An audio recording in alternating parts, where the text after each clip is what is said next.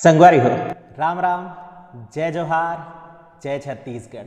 मोर नाम शेखर है। मैं नॉलेज हब संचालित करता हूँ रायगढ़ छत्तीसगढ़ में, आपके अपन प्रदेश छत्तीसगढ़ में। संगवारी हो 2 और 3 जुलाई के समाचार एक संग आप मन के सम्मुख लेकर के हाजिर हुए हूँ। ज़्यादा समय नहीं लो, हिंदी में आता हूँ, समाचार ले शुरू करत हूँ। पहले समाचार पे मेरा अपना जिला रायगढ़ है। रायगढ़ जिले का एक ब्लॉक चर्चा में है तमनार ब्लॉक। क्यों चर्चा में है ये भी जान लेते हैं। तमनार ब्लॉक को हाल ही में एक तमगा, एक उपाधि प्राप्त हुई है। उपाधि 100% वैक्सीनेशन कर लिए जाने को लेकर तमनार ऐसा पहला ब्लॉक डिक्लेयर किया गया छत्तीसगढ़ राज्य का, जिसके लगभग सभी आबादी को, फिर वो 18 से 44 साल वाले हों या 45 से लेकर और ऊपर की आयु वर्ग के, इन सभी को टीकाकरण कर दिया गया है। कम से कम 1 डोज और बहुत सारे लोगों को दोनों डोज लगाए जा चुके हैं। इस तरह तमनार ब्लॉक 100% टीकाकरण वाला पहला ब्लॉक डिक्लेयर हुआ। ये डिक्लेरेशन एक चीज़ की तरफ इशारा करता है, राज्य सरकार भर्ती परीक्षा निकाले ना निकाले, छात्र इंतजार करते रहें, लेकिन रिकॉर्ड बनाना हम बंद नहीं करेंगे। और वो रिकॉर्ड क्वेश्चन बन करके कभी अगर एग्ज़ाम हुआ तो आ भी सकते हैं। इसलिए आपको तमनार ब्लॉक को याद रखना पड़ेगा दोस्त, और याद रखना भी चाहिए। अभी आपको पता ही है कि 26 जून को महा वैक्सीनेशन कार्यक्रम हुआ, एक बड़ा कार्यक्रम जिसमें टीका लोगों को लगाया जाना था बड़े स्तर पर। और इस कड़ी में छत्तीसगढ़ राज्य का रायगढ़ जिला पहले स्थान पर रहा। ये भी एक रिकॉर्ड है, ये भी आपको याद रखना चाहिए। रायगढ़ जिले में 1,43,554 टीके लगाए गए। 77,000 का लक्ष्य था और आप समझ सकते हैं कि हम 1,43,000 से ऊपर टीके लगा दिए, यानी रिकॉर्ड तो बन गया। इस रिकॉर्ड बनने पर बहुत सारी बधाइयाँ और संदेश प्रचारित किए गए, समाचार पत्र में छापे गए। आपके पास याद करने के लिए 2 नए डाटा हो गए। वैकेंसी आए तो इसका प्रयोग भी करे इंसान। खैर, हम बढ़ते हैं अगले समाचार की तरफ। अगले समाचार में हमारे पास कोंडागांव जिला है। जिला कोंडागांव में स्थापित होने वाली है एक प्रोसेसिंग प्लांट जिसमें मक्का का प्रोसेसिंग होना था और उससे स्टार्च बनाई जानी थी। फिर क्या हुआ और क्या समस्या आ गई, इसमें थोड़ी सी डिटेल में जानते हैं। जिला कोंडागांव में कोकोड़ी नाम की जगह पर एक प्रोसेसिंग प्लांट स्थापित करने का लक्ष्य रखा गया था। इससे स्टार्च बनता और उस स्टार्च से लोगों की आय होती। तभी केंद्र सरकार की एक योजना आती है जिसमें एथेनॉल बनाने को प्रोत्साहन दिए जाना स्वीकार किया गया। नतीजा, इस योजना को बीच में ही ब्रेक कर दिया गया और अब इस प्लांट को, जहां स्टार्च बनना था मक्का से, अब वहां एथेनॉल प्लांट की स्थापना किए जाने का फैसला किया गया है। इससे फायदा भी होगा, लेकिन दूरगामी परिणाम बाद में सोचेंगे। पहले समझते हैं कि इस योजना में हो क्या रहा है। इस योजना में अब उसी भूमि पर जहां कभी स्टार्च के लिए प्लांट लगना था, अब एक एथेनॉल प्लांट लगेगा। न सिर्फ मक्का बल्कि एथेनॉल बनाने के लिए और ज़रूरी जो अन्य पदार्थ होते हैं, चाहे वो गन्ना के उत्पाद हो या चावल हो, वो सब भी यहाँ एथेनॉल में कन्वर्ट हो सकेगा, यानी अन्य कृषकों को भी लाभ हो सकेगा। ये एक अच्छी बात है।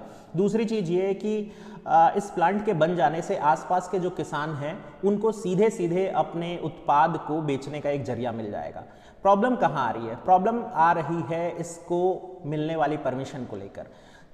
मक्का प्लांट जब बन रहा था तो उससे स्टार्च बनता, जो कि एक ग्रीन सेक्टर कहा जाता है। इसके लिए पर्यावरण प्रदूषण नहीं होता और कोई अलग से अनुमति नहीं लेनी पड़ती।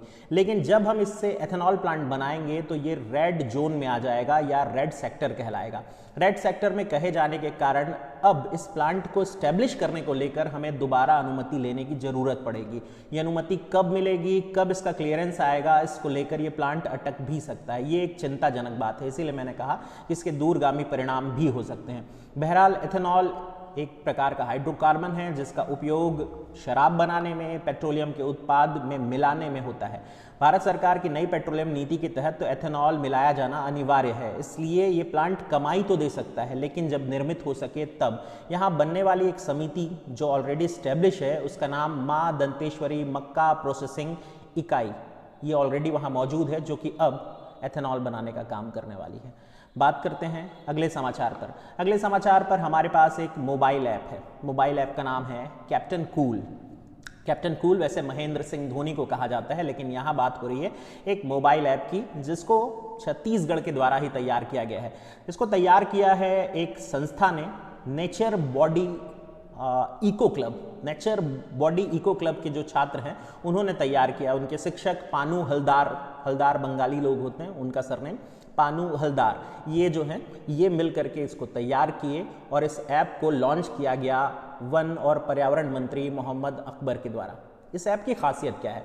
ये ऐप आपको सूचित करेगा कि आपके द्वारा चलाए जा रहे जो डिवाइस हैं वो कितना कार्बन उत्सर्जित करते हैं, आपका मोबाइल कितना कार्बन उत्सर्जित कर चुका है और कब आपको उसमें कमी लानी चाहिए। इसके दो भाग हैं, कार्बन एमिशन कैलकुलेटर यानी कितना कार्बन एमिट हो रहा है इसको आप कैलकुलेट कर पाएंगे, और दूसरा कार्बन एमिशन रिड्यूसर यानी कम करने के लिए आप क्या कर सकते हैं। इसके जरिए घर में मौजूद जितने भी विद्युत उपकरण हैं वो सब के बारे में सूचित करेगा कि इससे कितना कार्बन उत्सर्जन हो रहा है, जिसको देख करके आप कब उसे ऑफ करना है ये तय कर सकेंगे। वैसे ये नैतिक जिम्मेदारी भी होनी चाहिए, लेकिन हाँ अब एक ऐप के माध्यम से ये हो सके अच्छी बात है। छत्तीसगढ़ में पहली बार इस तरह का ऐप बनाया गया है। इससे लेकिन याद आती है नाम से, कैप्टन कूल नाम से जिला रायगढ़ में एक वाकया सामने आया है। अभी स्वामी आत्मानंद जी के नाम पर जो अंग्रेजी माध्यम स्कूल बनाए जा रहे हैं उसके लिए भर्ती परीक्षाएं आयोजित, परीक्षाएं क्या थी, भर्ती आमंत्रित की गई थी जिसमें संविदा नियुक्ति होनी थी और बहुत सारे लोगों ने फॉर्म भरा था। ऐसे ही किसी फॉर्म भरने वाले व्यक्ति ने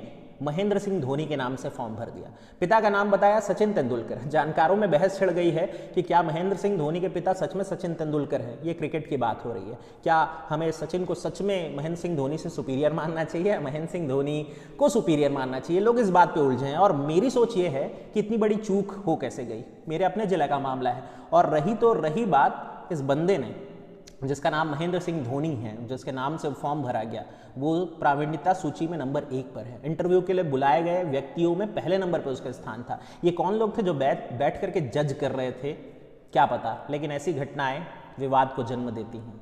और हम अगले समाचार की तरफ चलते हैं। अगले समाचार पे हमारे पास है एक गाना मुख्यमंत्री शहरी स्लम स्वास्थ्य योजना को लेकर। इस पर एक गाना लॉन्च किया गया है, हॉस्पिटल वाली गाड़ी है नाम इस गाने का, जिस गाने को गाया है दिव्या कुमार ने। आप चाहें तो इस गाने का लिंक नीचे डिस्क्रिप्शन में मैं डाल दिया हूं, आप मेरे नीचे डिस्क्रिप्शन में जा करके देख लीजिएगा, आपको गाना सुनने का मन हो तो। हालांकि इस योजना को लेकर पहली बार ऐसा है कि एक सॉन्ग लॉन्च किया गया है। ये दिव्या कुमार बड़े फेमस सिंगर हैं और खूब सारे गाने इन्होंने गाए हैं, जिसमें हवन करेंगे आपने सुना होगा शायद, वो गाना इन्होंने गाया है। एक इसमें और चीज़ हुई कि 7 माह के दौरान 5 लाख लोगों को स्वास्थ्य लाभ प्राप्त हुआ है इस मोबाइल वैन के माध्यम से। मुख्यमंत्री जी ने इससे जुड़े हुए लोगों को सम्मानित किया, ये भी एक समाचार बना। जिनको सम्मानित किया उनके नाम याद करने की जरूरत नहीं है, लेकिन हाँ 7 माह में 5 लाख लोगों को स्वास्थ्य सुविधा देने का रिकॉर्ड, मैंने कहा ना रिकॉर्ड बन रहे हैं, आपको रिकॉर्ड तो याद रखने पड़ेंगे। बात करते हैं अगली न्यूज़ पर। अगली न्यूज़ पर हमारे पास जिला दुर्ग है।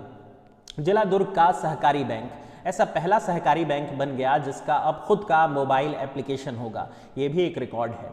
रिकॉर्ड पे बात हो रही है। खैर आज तो इस रिकॉर्ड पे हम थोड़ी सी और चर्चा कर लेते हैं। अब जिला दुर्ग के जितने सहकारी बैंक के भीतर आने वाले ग्राहक हैं, कस्टमर हैं उसके, उनको क्या करना होगा, ये ऐप इंस्टॉल करना होगा और उसके बाद वो घर बैठे बैंकिंग सुविधा का लाभ ले सकेंगे। सहकारी बैंकों में यानी कोऑपरेटिव बैंकों में ऑलरेडी भीड़ के कारण दिक्कत होती थी, इससे निजात मिलेगी, ऐसा ऐप बनाने वालों का कहना है, बैंक वालों का कहना है। इस ऐप का उद्घाटन मुख्यमंत्री जी ने पाटन ब्लॉक से किया। वो एक बैंक शाखा का उद्घाटन करने गए थे, वहीं से उन्होंने इस ऐप का भी उद्घाटन कर दिया है। तो अब देखें, दुर्ग जिला पहला ऐसा जिला जिसका खुद का सहकारी बैंक का मोबाइल ऐप होगा। बात करते हैं अगले समाचार पर। अगले समाचार पे भी ऐसा ही एक न्यूज़ है जिसमें थोड़ा सा आपको अपडेट है जो आपके काम का भी है। होता यह है कि छत्तीसगढ़ राज्य में साइबर क्राइम, साइबर अपराध, साइबर ठगी बहुत ज़्यादा बढ़ गई है। एक फ़ोन कॉल आता है, एक ईमेल आता है और आप ठगी के शिकार हो जाते हैं। इसी श्रेणी में अब अपराध की तुरंत सूचना दिए जाने को लेकर डायल 112 जो छत्तीसगढ़ राज्य के लिए एक नंबर सबोबर इसी नाम से लॉन्च किया गया था, उसमें अब इसकी शिकायत किया जाना जोड़ दिया गया है। इसमें आप बाकी सारी शिकायत कर सकते थे, दुर्घटना से लेकर के और सभी तरह की चीज़ों की, किसी भी इमरजेंसी की। अब इसमें साइबर फ्रॉड की सूचना आप दर्ज कराएंगे। जो ऑपरेटर सूचनाएं लेगा उस जानकारी को खुद साइबर से जुड़े हुए जो पोर्टल है उसमें अपलोड करेगा और संबंधित बैंक को सूचना भेजेगा। फ़ायदा ये होगा कि इससे उसकी जांच करने में तेज़ी आ सकेगी और ये एक अच्छी बात होगी कि हम साइबर अपराधियों को ट्रेस करने में थोड़ी सी शीघ्रता दिखा सके और उनका पकड़ा जा पाना संभव हो सके। वैसे इसमें कोई आश्चर्य नहीं है कि छत्तीसगढ़ में भी जमताड़ा जैसा एक बड़ा केंद्र बनता जा रहा है। अगर आप जमताड़ा नहीं जानते तो आपको जमताड़ा वेब सीरीज़ देखनी चाहिए नेटफ्लिक्स की, जो कि साइबर ठगी के ऊपर बनी हुई है। कैसे एक पूरा गांव साइबर ठगी करके अमीर बन रहा है और आपके खाते के पैसे गायब हो रहे हैं। खैर, बात करते हैं अगले समाचार पर। अगले समाचार पे हमारे पास एक योजना है और ये योजना आज के लिए सबसे बड़ी खबर है। खबर हटके भी आप इसे समझ सकते हैं। इस खबर हटके में हमें चलना पड़ेगा जिला रायपुर। जिला रायपुर के नगर निगम क्षेत्र बिरगांव में एक योजना तैयार की गई। योजना है घर में बारिश के दिनों में जमा होने वाले छत के पानी का प्रयोग करके तालाबों तक पहुंचाकर उसे लबालब भरने को लेकर। इसका मतलब सरल शब्दों में समझा दे रहा हूं। बिरगांव में देखा गया है कि जैसे ही गर्मी की सीजन या गर्मी की ऋतु आती है, तालाब सूखने शुरू हो जाते हैं और मध्य गर्मी आते आते तक तो लगभग सभी तालाब सूख चुके रहते हैं। इसलिए शासन ने अभी एक योजना को बनाया और इस योजना के अंतर्गत तालाबों के किनारे जितने भी घर हैं उन घरों की छत से एक पाइपलाइन गुजार कर तालाबों तक पहुंचाने का सोचा है। घर वालों की मदद जाहिर सी बात है इसमें लगेगी ही और फिर छतों में स्टोर हुआ पानी सीधे पाइपलाइन के माध्यम से तालाबों तक भेजा जाएगा। इससे दो चीज़ें होंगी, एक तो तालाब का जल स्तर बना रहेगा, दूसरा उस जगह का भूजल स्तर भी बेहतर बना रहेगा। तो इस योजना की तारीफ होनी चाहिए। लगभग 300 घर हैं जो इसमें इन्वॉल्व हो रहे हैं और तालाब जो इससे भरे जाएंगे उनकी संख्या 38 है। इस तरह की कार्य योजना पहली बार तैयार की गई है जहां सीधे तालाब तक पानी पहुंचाया जाएगा।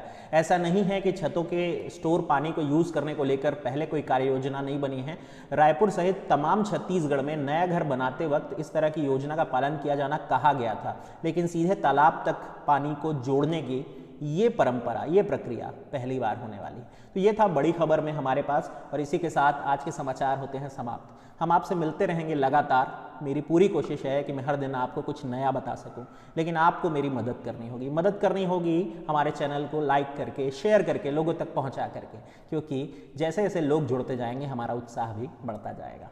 तो ध्यान से सुनने के लिए एक बार फिर से मैं आप सबका धन्यवाद कहता हूँ। राम राम, मिलते हैं फिर अगले दिन।